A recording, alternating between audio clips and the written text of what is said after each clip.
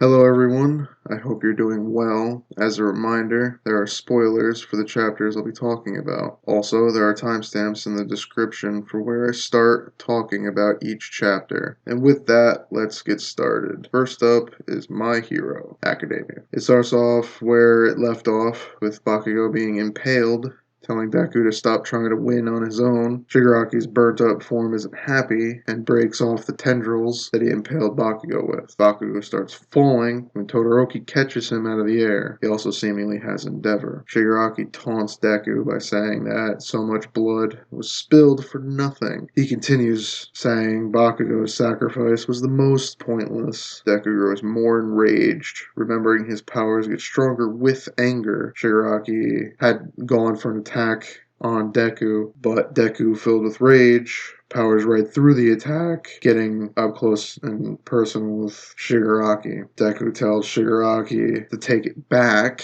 We then see Shigaraki being shocked, but then we see All For One smiling wildly through a cut on Shigaraki's face. Sort of, I think, an artistic rendition more so than actually what happened. We cut to Gigantomachia destroying everything in his way to get to Shigaraki, but he internally says that he smells two of All For One. What that means, I don't know, meaning that maybe Deku's turn it was when he was berserking, turning bad, being a familiar power and all. We then see the other heroes that left the Shigaraki fight, namely the other students, are now headed for Gigantomachia, trying to slow him down and rescue everyone in the immediate areas. Uraraka seems to realize that things have just kept getting worse ever since Shigaraki showed up, and is worried about those fighting Shigaraki. We cut back to Todoroki being concerned for Deku, and Deku getting somewhat hit by Shigaraki. Todoroki shouts at Deku. Deku seemingly realizes something was up as Shigaraki starts to steal One For All. Deku is then transported to the shadowy realm, the Vestiges realm thing, when he first met the first user of One For All, and the other, whatever they're called, his predecessors, where we see All For One trying to take Shigaraki's body. Shigaraki is resisting, saying that he is running the show, and it's his dream. It would seem Deku wants to move toward Shigaraki, but can't, as someone tells him he can't move in this world yet, because he only has like a calf still. He's still all not finished. We then see Nana telling Deku to let them handle it, as she has a hand on his head, not keeping him down per se, but to try to calm him down, I'm guessing. And that was the chapter. It was a fine chapter. There was more action and development with Deku and Shigaraki, and we got to see what was going on with Gigantomachia, which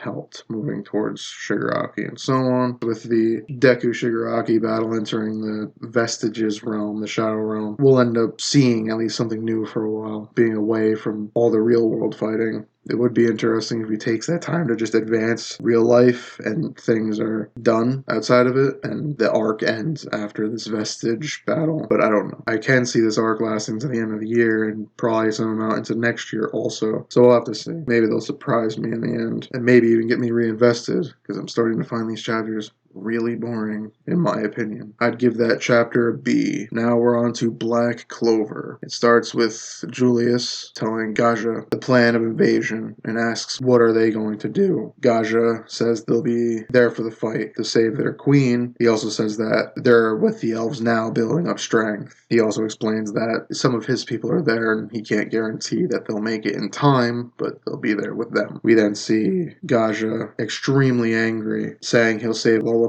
no matter what. We also see Charlotte being angry, vowing to save Yami. We cut to Noct explaining the plan to the rest of the Black Clovers, who are seemingly more confused by Noct being the captain. Noct says he hates the Black Clovers. He then explains that if it lets him operate as he needs to as a magic knight, any place would have done, and being vice captain gives him even more freedom. He continues to explain he can't stand people who don't do everything properly, even if they were a major part in the war. The Black Bulls are still failures. He then tells them about themselves, like saying Vanessa's a drunk and Finral's a philanderer and Gauche is an ex-criminal, and so on. He tells them they all suck, pretty much, saying they're all worthless. When Gray cuts him off, saying they're all good people and not to judge them. However, he gets aggravated by that answer and tells them if they don't want to be judged by the way they look, then don't be the way that they look, like delinquents and ne'er-do-wells and so on, sort of like villains, quote-unquote. He continues saying that those who do or were bad, turning good, make most people like them, but he hates it, continuing that the greatest people are those who are good from the beginning. He then says that they have 2 days to get stronger if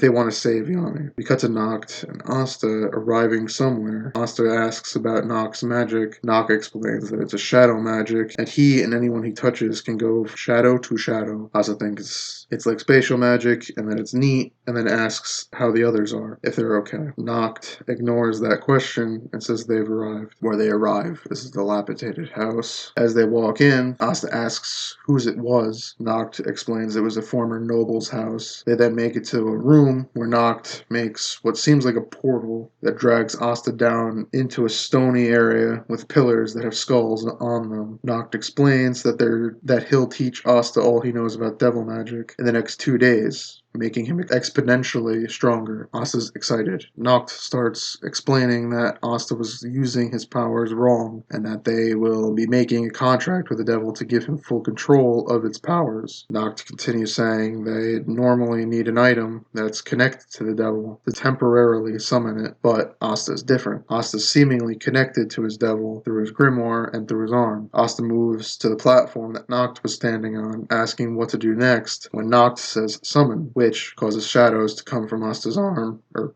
come from Asta, the grimoire, and the arm. And we see Asta's devil in the flesh. We also see that Asta's arm is gone now from the bargain he made with his devil. In the previous fight, Asta's devil is surprised that he was released voluntarily, and Noct then says that Asta has to fight his devil and win. I'm guessing to get the contract he wants, maybe. And that was the chapter. The ending helped it considerably, making it more exciting. It was a heavy exposition chapter, which isn't necessarily a bad thing every now and again. It was a good chapter overall, but the ending was really great. Revealing Asta's devil and having Asta fight him will be great, adding a whole bunch of drama, and we actually get to learn more about this devil, maybe, as no one seems to know what it is or who he is. And I look forward to what happens next. I'll give that chapter an A. Now we're on to Jujutsu Kaisen. It starts with Itadori's side of Kugasaki's attack from last week, from the last chapter. Itadori doesn't waste the opportunity that she gave him and unleashes a flurry of punches. Mahito is still reeling from Kugasaki's attack and can't move. Itadori internally thanks Kugasaki for showing him that he's not alone, because he was down, his mental state was a bit fragile, for not being able to save anyone and thinking he was wasting everyone's effort. This rejuvenates him to finish Mahito off, killing him once and for all. We cut to Kugasaki's side of the fight, exactly where we left off in the last chapter. She says now the real battle begins, but the copy decides to run away instead. Kugasaki chases after him. She's debating whether to let him go or to chase after him, thinking that letting him go will bite them later if she doesn't get rid of him now. She follows him until he jumps into the subway. She keeps following him, hoping to exercise him on her way to the basement floor, level 5, I think. I think that's where Gojo is, but I don't exactly remember. We cut to Itadori and see that Mahito split into small ball-like creatures of himself, and they start running off. Itadori is desperate to find which one has Mahito's soul to end the fight just right there. Itadori thinks he got the soul, but it ends up being wrong, just him flashing some cursed energy to make it seem like it's his soul. And Mahito reconvenes together as one and starts to get away. We then see Kagasaki still following her copy, and the two Mahitos pass by each other. We see them finally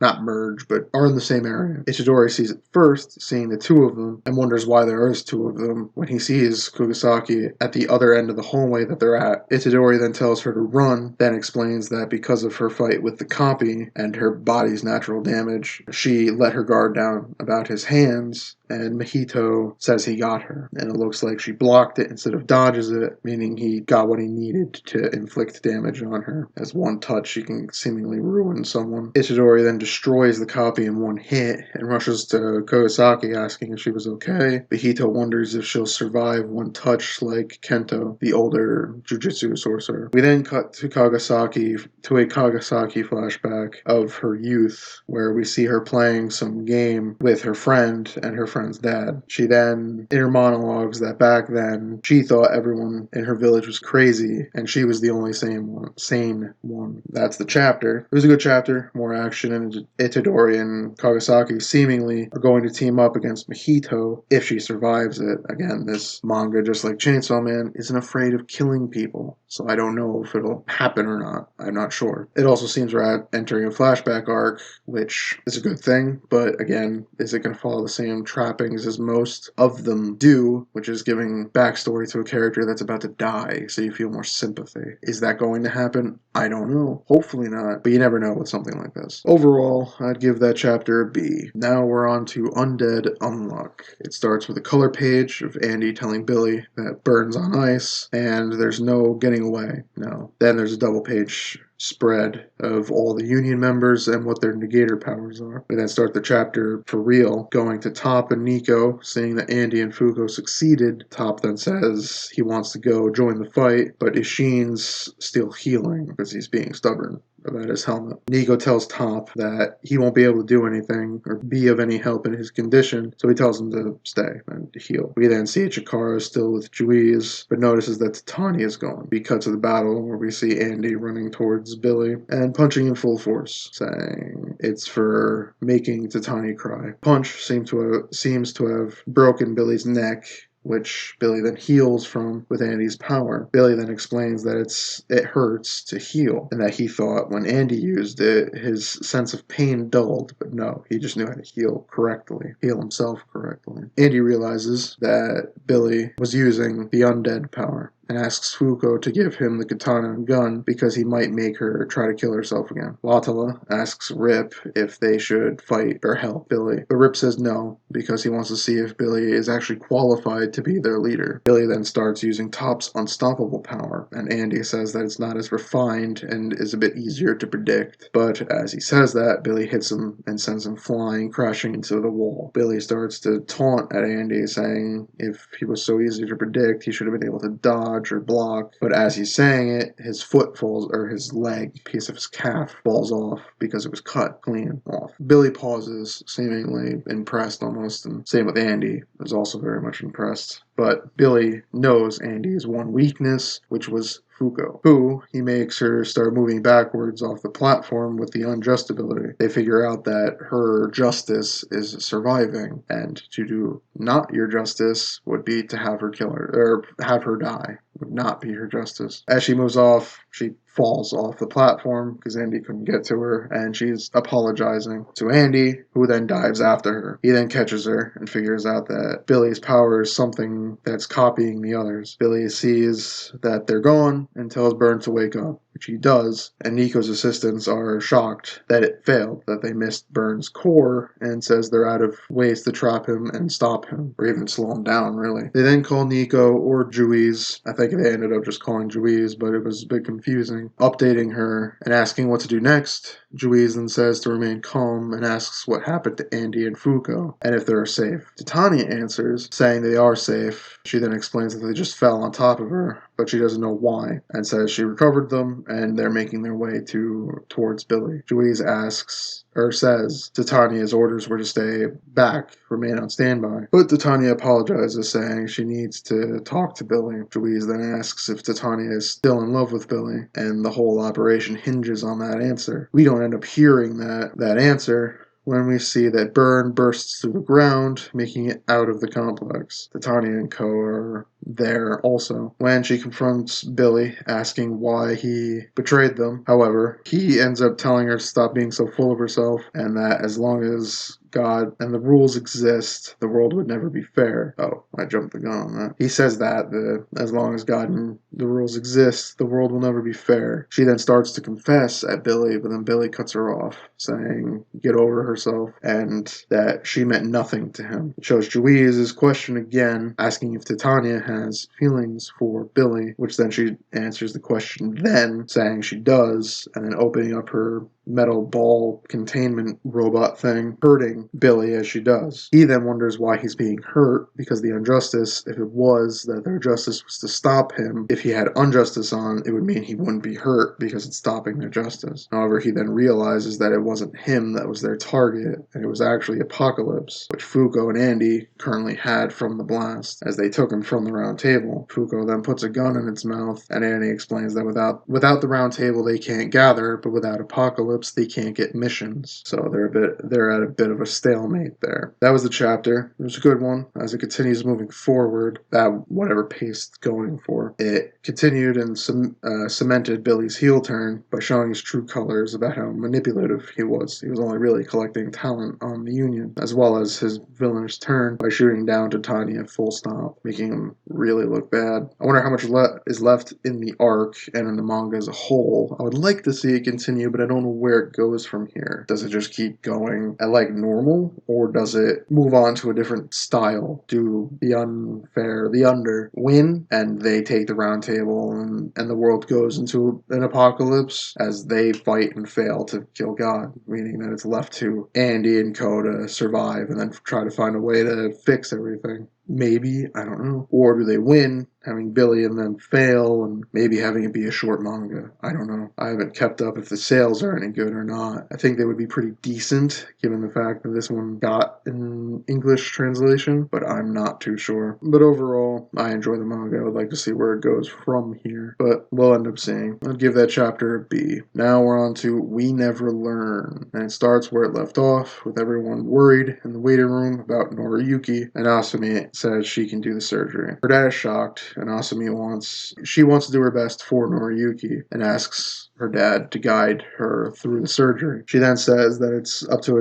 it's a doctor's purpose to serve their patients. They start the surgery. He gives her instructions, and she's doing them, but is scared because, hell, it's her first surgery. But she remembers what Noriyuki told her about that it's a good thing that she's afraid, because it means that she cares for her patients. She calms down with that and starts to focus more. As she does, we also see a whole plethora of memories of them together, saying that it seemed like fate that they met back up and on the island, and that she enjoyed flirting with him, and it made her happy to do so, even if it was unfair on her part. And he goes through a whole bunch of their memories and so on, as she's realizing she did like him and was falling for him, more or less. She then apologizes to her dad for lying about them being a couple. Her dad then says he knew about it, and he even recognized Noriyuki as being his friend's son way back then, but let it keep going. He then says he likes Noriyuki as a person, not just as Asumi's boyfriend or his friend's son. He then asks her if Noriyuki was just a prop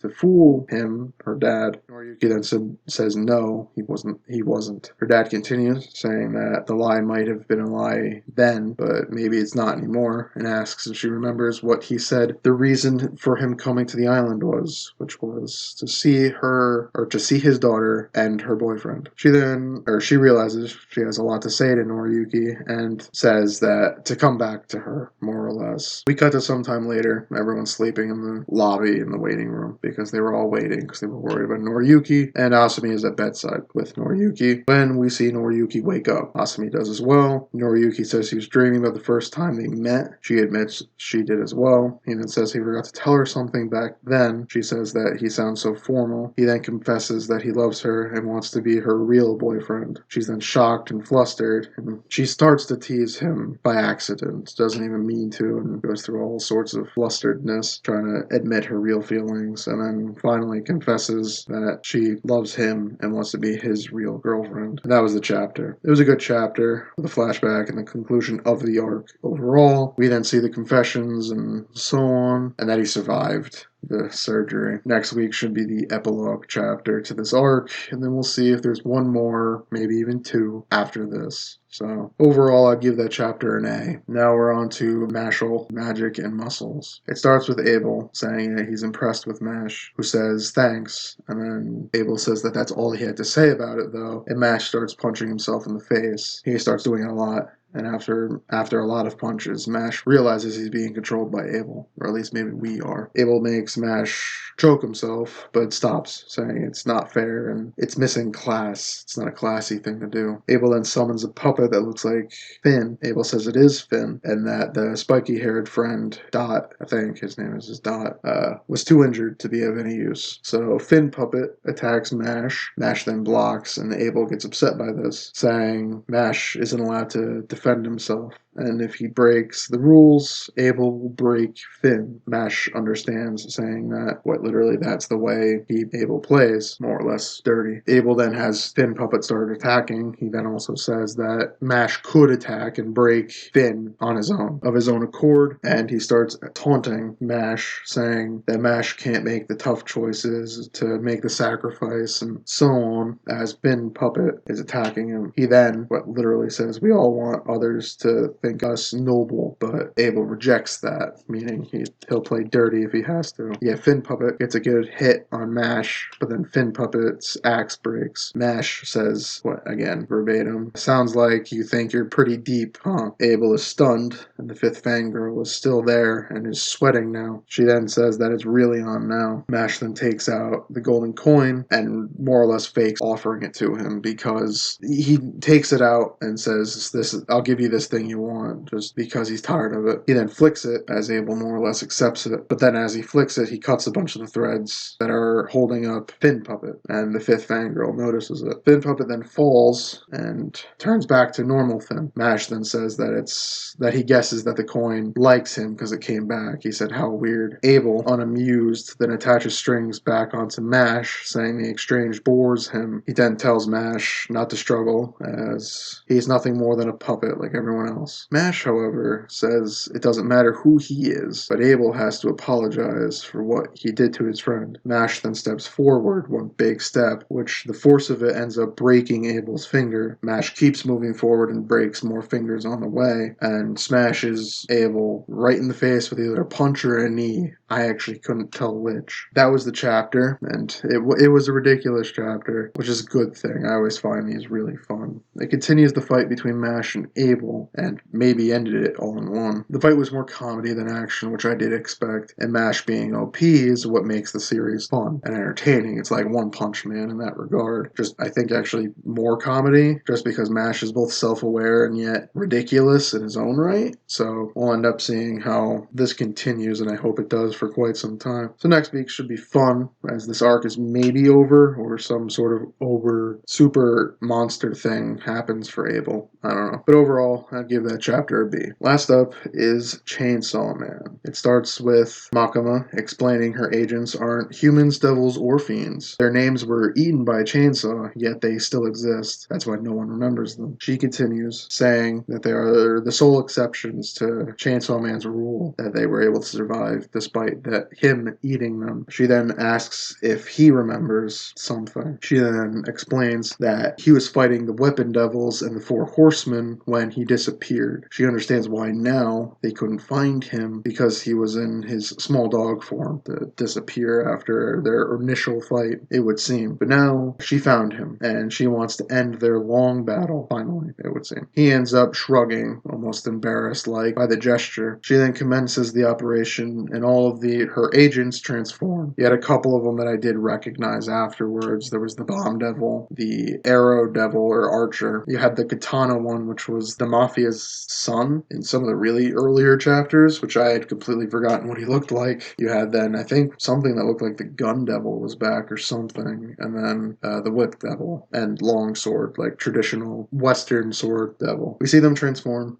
He just stands there, though, as they swarm him, and then he disappears, blowing up a huge chunk of the building they're standing on, and we see that 2 of them are missing, and that's because he kicks them through several buildings before landing in one, with them 2 seemingly dead. It was the archer one and the western longsword devils. The katana devil then sneaks up behind him and seemingly cuts him as he walks in front of him. However, we then see that no, the katana devil gets completely obliterated. Like it's nothing. We then cut to Makama, who says, quite literally, and it's great, she goes, "Okay, this looks unwinnable." Oh my god. It's simply amazing. That was the chapter, and it's every bit the bloodbath that I thought it was, and more. It's simply great. If you didn't read it, you should. If you did, it was great. I'm hoping you agree. I give that chapter an A. It was amazing. That's all the chapters for this week, and man, Chainsaw Man really elevated this week to a good week overall. Otherwise, I found them not stale, but a little lackluster, mainly being the My Hero. That could be just me. I'm a bit tired of it overall. But Chainsaw Man just completely elevated the week as a whole. It was leagues and above the best chapter of the week, and I can't wait to see where it goes from here. It looks like One Piece will be off next week as well, as Oda either is or was sick, and he's still recovering, which I hope he gets well soon, and I'm fine waiting as long as he's healthy. So we'll see that back whenever. So if you enjoyed watching, leave a like, and if you'd like to see more, you can subscribe. With that, thank you for watching.